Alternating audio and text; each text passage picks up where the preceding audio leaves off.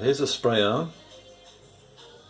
You can see the 1, 2, 3, 4, 5 holes, jets to wash your dishes.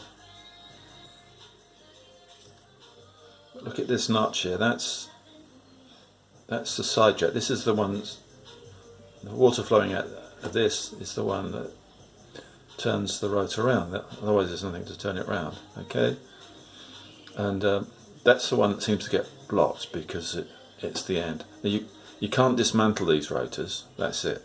It's a one fixed piece. So I'm gonna first run. This has already been cleaned, so I can't show you there was some whitey gungy things sticking, clogging up the end holes there, and I used a pin and a watchmaker's screwdriver to wheedle things out and kept running it through. I also soaked it overnight in dishwasher liquid and kept running water through. I'll show you how I run the water through.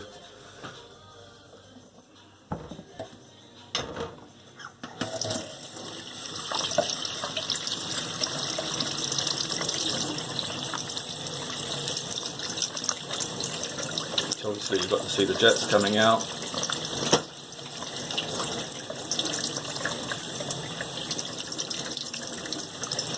And now I'll show you a trick how I clean the end bits.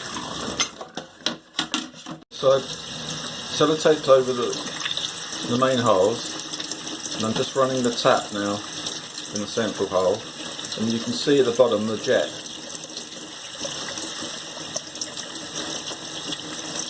That's the one that was blocked up. There's also underneath another jet, and that's the one I think that turns the rotor around. That's not clear. In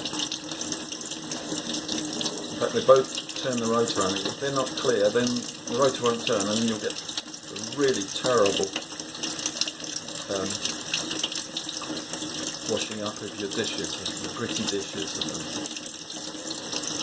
So I've scotched over the holes just so that all the pressure's going out. I've already cleaned the individual holes, the holes that do the actual washing. It's the one at the end that the block that's got the gunge in. So turn it round.